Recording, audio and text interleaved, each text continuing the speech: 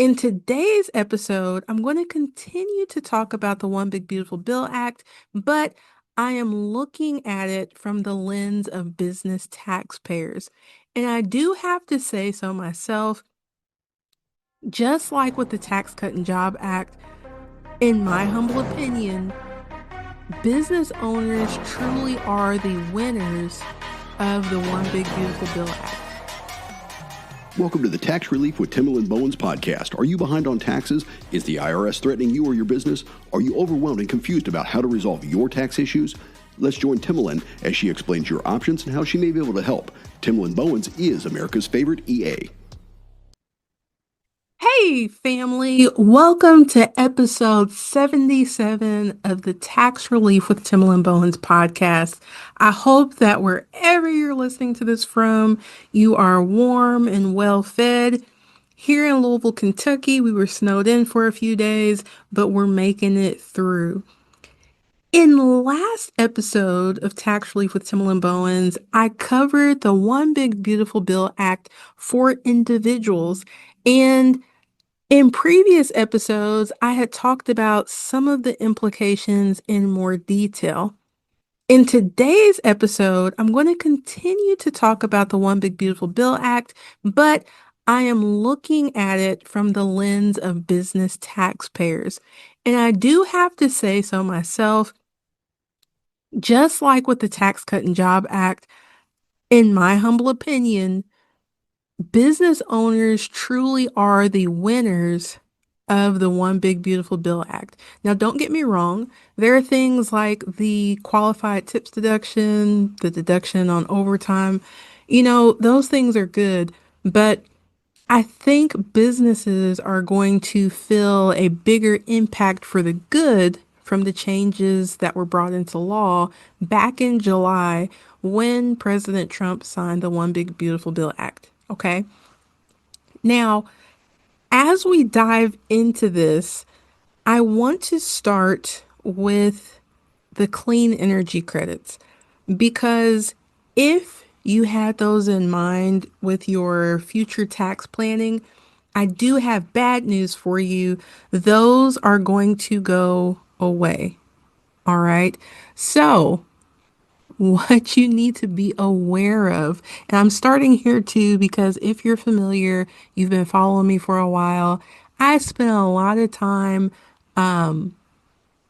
researching, writing, and teaching about some of these green energy credits that came about as a result of the Inflation Reduction Act. And I'm not going to hold you, it was almost like the Trump administration said, Biden did that, so we're going to get rid of it. But I digress because this isn't about politics. This is about taxes. So the first thing I want to take a look at is the Commercial Clean Vehicle Credit. Under the Inflation Reduction Act, this was a credit that was available to businesses who purchased commercial vehicles that were qualified clean vehicles. Okay. Now, with this, it was supposed to be for a qualified commercial clean vehicle purchased and placed in service before 2033. Okay. And the maximum amount for each qualified vehicle was supposed to be 7,500 unless it, and I don't want to get the weight wrong here, but the weight I believe is 14,000. So think like I don't remember off the top of my head if it's pounds or tons. Please forgive me because I can't think which one is realistic right now. Charge my head, not my heart. But for those vehicles, think like an 18-wheeler or a clean city bus, there was a credit of up to $40,000.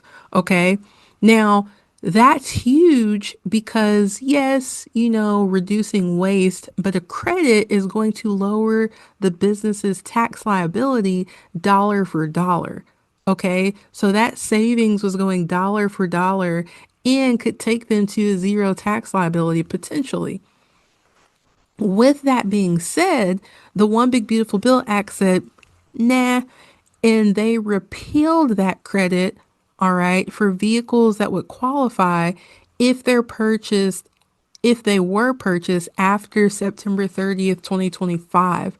So if you had that on the board to get a clean commercial vehicle in 2026 or sometime before 2033, I want to be the first to apologize to you.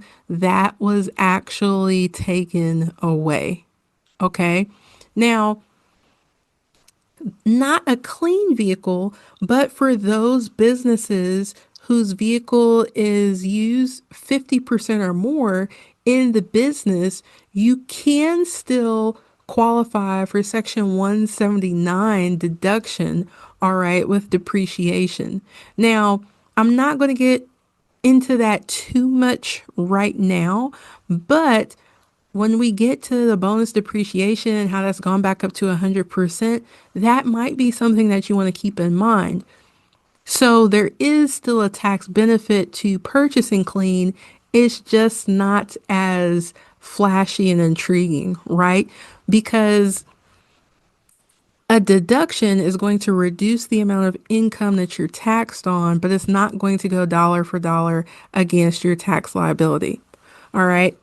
Now, for our folks who were looking at clean energy for setting up stations, right? The alternative fuel vehicle refueling property, where we have the parking lots with all the chargers, that type of thing, right? One Beautiful Bill Act said, hey, we're going to get rid of that credit as well. So, for the ones placed in property after June 30th of this year, so 2026, you still got a little bit of time to capitalize on it. It is going to be terminated. So if this is something that you looked at with your advisor or with your tax professional, you can still potentially take advantage of the alternative fuel vehicle refueling property, but it has to be placed in service before June 30th of this year. Okay, the credit's going to apply to the installation of electric vehicle charging equipment, and this includes the chargers themselves. Okay, even if it's installed at the principal residence of the owner. All right, now let's look at people who were doing it for commercial buildings. Okay, like I said, almost all the clean energy stuff was wiped out immediately. With the energy efficient commercial building deduction, the OB3 terminated that deduction where the construction of property begins after June 30th of 2026. So again, if you were working on a new commercial project that would have been eligible for this, I'm sorry, I said deduction, I meant credit, then you want to make sure that you begin that project before June 30th of this year. Okay? So, criteria, it has to be a domestic commercial building, which makes sense because a lot of these tax provisions that have been made in the One Big Beautiful Bill Act, it does have to be something that is in America because these are things that are supposed to help the economy, right? The credit generally applies to improvements to the interior lighting system, heating, cooling, ventilation, so HVAC, and hot water systems, or the building envelope. So, again, if you are looking to have work done on a commercial building that you own, and you are going to take advantage of this credit, you want to make sure that you get the improvements started before June 30th of this year. And it would be a double bonus if it could be done before June 30th, just so you don't have any loose ends to tie up, to make sure that you actually get the credit for all the money that you had to pay for it, right?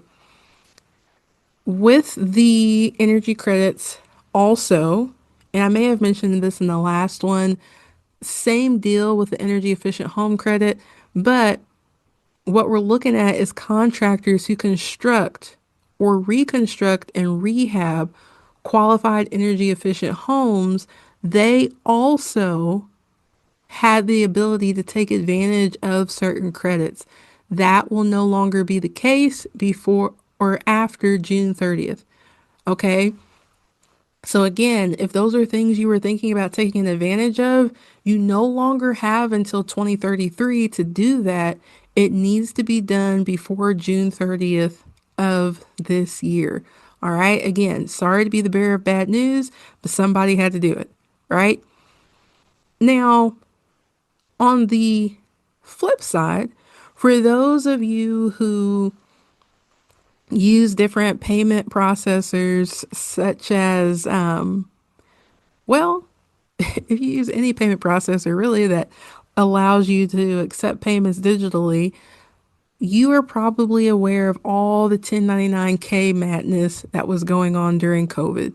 They were going to change the threshold so that you had to get a 1099K for payments of 600 or less with no minimum of transactions. And I'm sorry, 600 or more with no minimum number of transactions. When it used to be that if you received $20,000 in payments through that system, 200 transactions reportable, then you'd be issued a 1099. Well, One Big Beautiful Bill Act essentially said, let's cut the crap. Let's go back to what it was initially.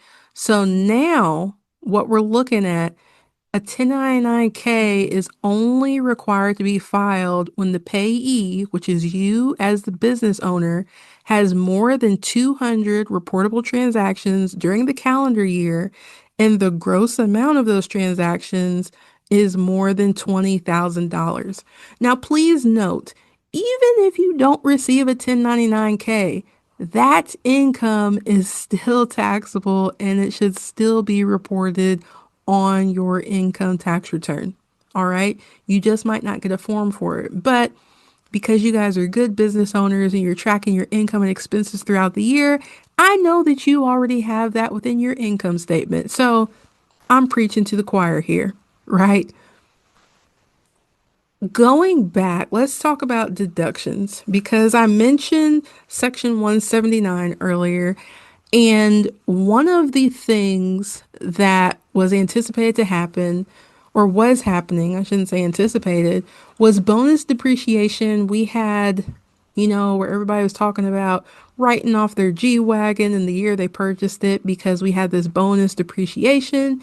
And then in years after, bonus depreciation decreased from 100%. Well, the One Big Beautiful Bill Act extends the 100% deduction permanently. Okay. Now, it's only for qualified property and it has to have been acquired after January 19th of 2025. So you can't go back retroactively and apply this to things that were purchased in 2024. Okay. Now, I'm not going to go into all of the stipulations and criteria there, but it does have to be qualified property. That doesn't mean that you can just go buy something that costs a lot and you're like, oh, I can write all this off on this year's tax return. That's not how that's going to work, folks. And that's a good way to get a nasty gram from the IRS. All right. So in your planning, when looking at things to depreciate and etc., make sure that you are working with a trusted, noteworthy, reputable tax professional to make sure that you are doing those things accurately. Okay. Now, the expansion of Section 179 deduction, that's going to be the bonus. I'm sorry. Please charge my head, not my heart. I'm a little stir crazy from being snowed in. The expansion of the Section 179 depreciation for that property that's purchased and put in place, keyword phrase, put in place in service after 2024, there was a deduction limit of $1,250,000. Okay. And then there was a phase out when income reached a certain level. The One Big Beautiful Bill Act increased the deduction limit by doubling it to 2,500,000. And it also increased the phase out level to 4 million. This means that business owners who purchase more qualified property, so it meets all of the criteria to go under Section 179, can now deduct up to 2,500,000 in a tax year versus the 1,250,000. Now, you, of course, would want to be strategic with that. And again, that's why you would want to work with a reputable tax professional to plan on which years you need to be able to take advantage of that type of depreciation. Okay. Now, there are special rules for SUVs. This is probably because of what I referenced earlier, people wanting to ride off G-Wagons, etc. I'm not going to get into all of that.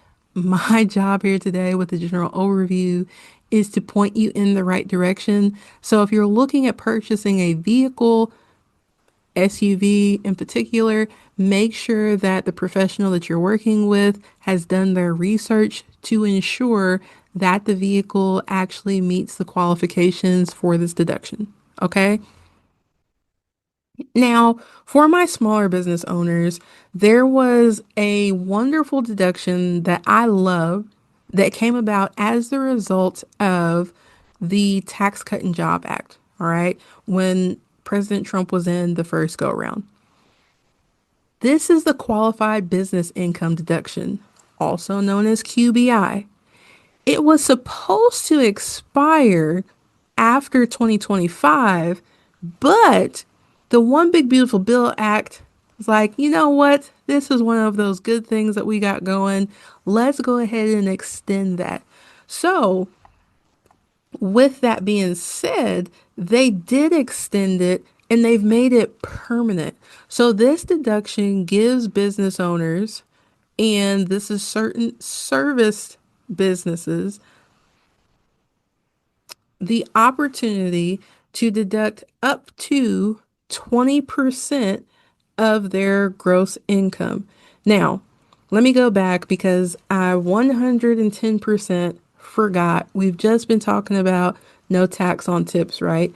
So, when I say service business, I'm not saying that it has to be a business where you can receive tips. It's a specified service, trade, or business. These are the ones where they are qualified to take advantage of the QBI deduction. Okay. And my apologies for saying that weird in the first place. Remember, charge my head, not my heart. It's been a crazy week. Okay.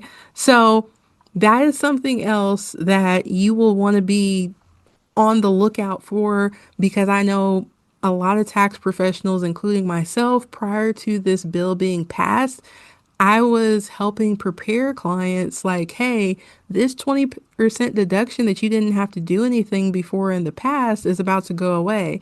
And lo and behold, we had a good surprise where they're still going to be able to take advantage of that. Okay.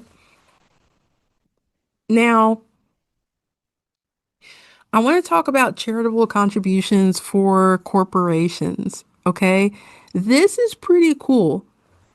So, a downside on the individual side is that now there's a floor for charitable contributions. That didn't exist before. It wasn't based on adjusted gross income. That was something that applied to corporations. However, for business owners, there used to be a 10% floor for what they could write off as a contribution. So it was 10% of the corporation's taxable income. So let's say that we had a corporation, it made $100,000. The only amount that they could deduct, and I'm sorry, $100,000 in taxable income. So after all the expenses, adjustments, credits, and things, was $100,000 for taxable income. So a 10% floor means that they could only deduct for charitable contributions the amount that they gave over $10,000. Okay, which, I mean, they're okay, right? And then the amounts that they didn't get to take advantage of in that year because they were under the floor could be carried forward to the next 5 years. Well, the One Big Beautiful Bill Act said, hey, corporations, we felt your pain. We're going to lower that floor. They didn't lower it to 9% or 8. They dropped the floor all the way to 1%, which is huge because now in the example I use, that same corporation that could only deduct over $10,000, what they contributed over $10,000, now drops that all the way down to $1,000. So, in that same example, the One Big Beautiful Bill Act is allowing them to deduct an additional $9,000, okay, which is a really big deal.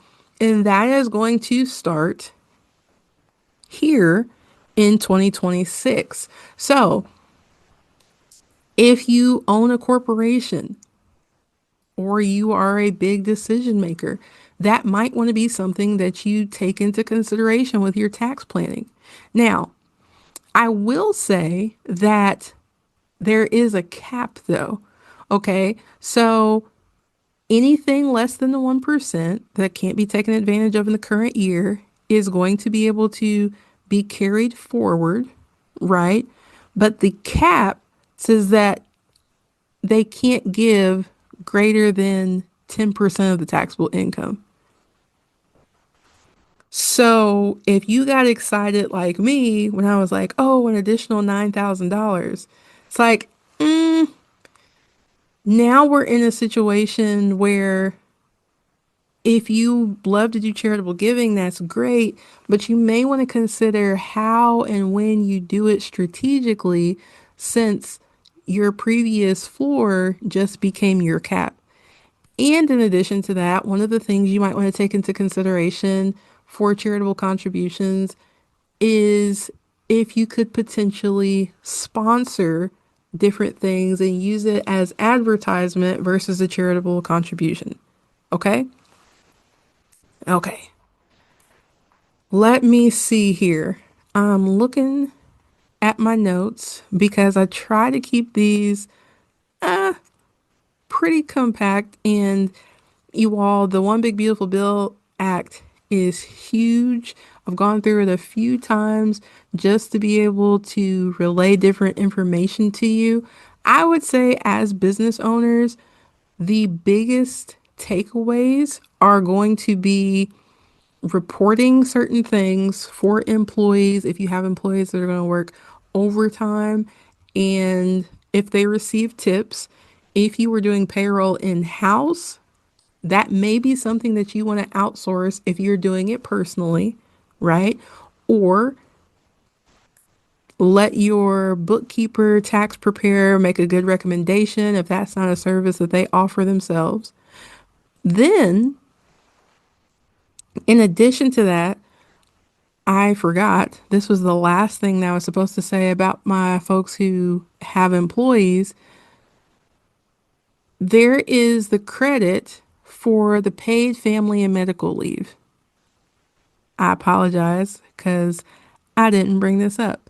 So, employers who provide paid family and medical leave, so FMLA, to their employees could potentially qualify for a credit from 12.5 to 25% of the wages paid for qualifying employees for up to 12 weeks. So again, this is big in rewarding you, giving you incentive for offering that benefit because when you pay those wages, you dollar for dollar are knocking out tax liability. Whereas typically when you pay wages, you're just getting a deduction for it. So this originally was only supposed to be for the tax years affected by the Tax Cut and Job Act. So from 2018 to 2025. The One Big Beautiful Bill said, hey, this is another one of those great things that we did. So they actually extended it to make it permanent. But here's the thing. This year, in the year of extension, we'll call it, you as the employer can choose to claim the credit on the wages paid or on a portion of the insurance premiums paid for their FMLA, but you can't claim it for both. Okay? Now, if you decide to take the credit for the portion of paid leave insurance premiums, the insurance premium expense has to be reduced by the amount of the credit. So this is one of those things where it might be easier to show you than to tell you. If you are a business who offers FMLA and you think, hey, we want to be strategic in how we deal with this credit, this is where you may want to consider booking a paid consultation with your tax professional if you don't already have a relationship where you talk year round for tax planning, so they can actually do the calculation for you and help you decide, hey, this one is going to be the best fit for us, or this one is the one that's going to make the most sense for us because maybe we're using our bonus depreciation this year, or maybe we have a different credit over here this year. They'll help you map out the different pieces of the puzzle. Okay, so with individuals, the One Big Beautiful Bill Act, a lot of the things took place like right then and retroactively for 2025. A lot of the stuff for the businesses, if you want to take advantage of the clean energy credits, you got to move fast before June 30th of this year, 2026.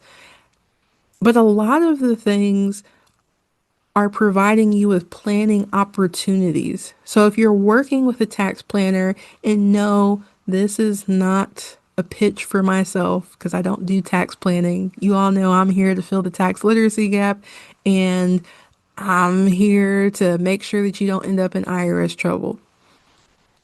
But working with a tax professional who specializes in tax planning will help you maximize on the tax savings that are being made available through the One Big Beautiful Bill Act for your business, which of course will trickle down to you and your family.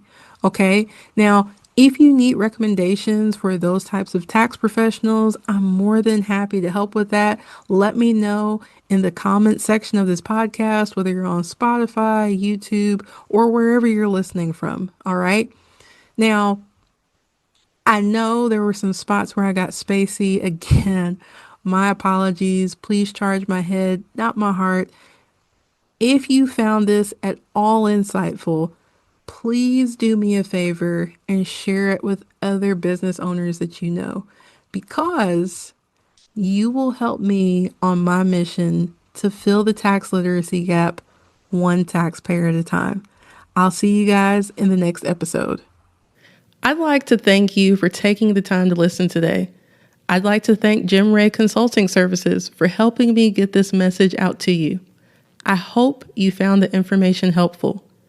Did you know 1 in 50 people have a tax problem? Please share this episode with your friends and family because you never know who may need help. Again, thanks for listening. Hey, just as a reminder, this podcast is for informational and educational purposes only. It provides a framework and possible solutions for solving your tax problems, but it is not legally binding. Please consult your tax professional regarding your specific tax situation.